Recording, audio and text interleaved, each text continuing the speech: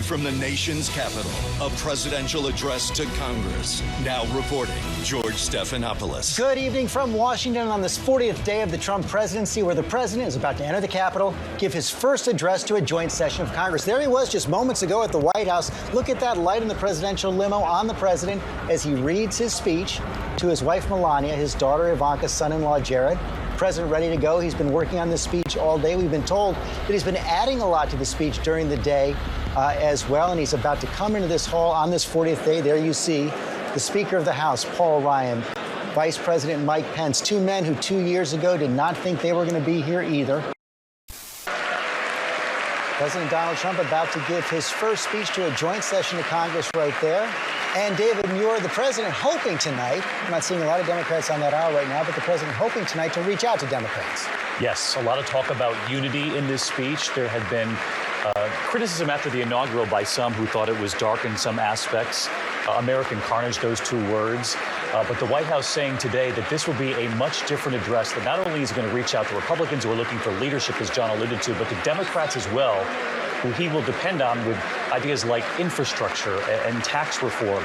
And we heard that Nancy Pelosi instructed members of Congress to be respectful of President Trump. We all remember that address by President Obama to a joint session of Congress when someone yelled during his address. She has instructed members to be respectful and dignified in this moment. President Trump wrapping up his first address to a joint session of Congress. Right there, for a president who's broken the mold in so many ways, all through the campaign, in so many of his communications. He only gave himself, though, a C+, I think, for communications in this first 40 days of his presidency. Quite a traditional structure. He really did follow the forms that we've seen in past presidential addresses. Absolutely. Beginning this address by talking about the news as of late, what we've seen in Jewish cemeteries, some of the hate crimes across this country. Talking about his job not to represent the world, but to represent the United States of America. That's his Make America Great Again, America First message. And George, like so many presidents before him, he immediately talked about jobs in this country, talked about the stock market, which has had an extraordinary run since he was elected, talked about jobs created at Ford, Fiat Chrysler, General Motors. Now, we should point out that many of the CEOs of these companies said a lot of this job creation was already in the works, but many of them have also acknowledged that he has, at least in the beginning, created an environment which has allowed them to focus on jobs and bringing some jobs back to America. Whether he can sustain that is the big question. Alex Castellanos, supporter of President Trump, strategist during the campaign. Did Republicans here in Congress hear what they needed to hear tonight? I think Republicans did, and I think it will have a good impact on Democrats, too. Donald Trump may have been inaugurated on January the 20th, but I think he became president tonight. I think we saw the long-awaited pivot, not a change of positions, but what we saw is Donald Trump evolve from candidate to president, from politics to governing, from talking about divisive issues to leading America into the future. That's going to reassure Republicans in Congress. And I think it's going to make it much more difficult for Democrats to attack him. When we understand a politician's motives and like them, we trust them. And Donald Trump, I think, let us see, he spoke about what was in his heart.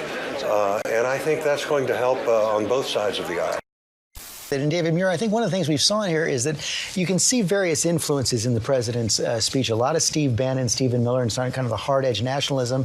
Likely the influence of his daughter Ivanka in that opening statement. No question. And the fact that he would do it right out of the gate and tackle this. And you sense that there has been some pressure. He's even talked about Ivanka being the sort of a balancing factor within the White House, letting him know the temperature of the country. It's interesting, George, he also made a lot of promises tonight. Tax relief for the middle class, $1 trillion in investment in infrastructure, and repeal and replace Obamacare.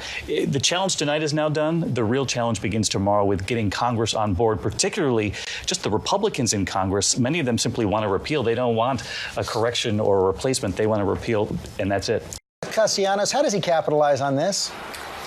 Oh, how does he capitalize? I think this is going to make it a lot harder for nervous Republicans to wander off the reservation. The natives have been restless in Congress, and this is going to calm them down, and I think it's going to make it a lot tougher.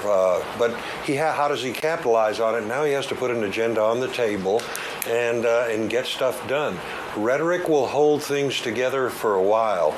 But, you know, Donald Trump is a salesman and he loves to succeed. And I think whether this lasts or not is going to be determined by whether he sees that this is inspiring people to support him and support his agenda and get things done. That's what could make it a transformational moment for him. Okay. Overseas is Terry Moran, our chief foreign correspondent in London. Lots of fascination with President Trump overseas, lots of anxiety as well. The question will be, did he calm down that fear overseas? Well, I think the most important line for overseas ears, and especially government leaders around the world, is when President Trump said, my job is not to represent the world. My job is to represent the United States of America. And that is such a stark departure from the soaring rhetoric of world leadership, global leadership, from Franklin Roosevelt to Ronald Reagan to Barack Obama, George W. Bush, who promised a certain kind of American leadership in the world. This is a very different president. He also said something that people will pick up on, that our foreign policy calls for a direct and robust engagement with the world. Direct. That means not through the United Nations, not through the World Trade Organization. It's going to be President Trump leading the national interest of America directly to other capitals. In general, though, I think what people will see is what those voters in Kansas saw, that whatever disruptive energies this president has, they are now being channeled through those traditional, strong institutions of America. They saw a president up there. Okay, Terry Moran, thanks very much. We'll be right back.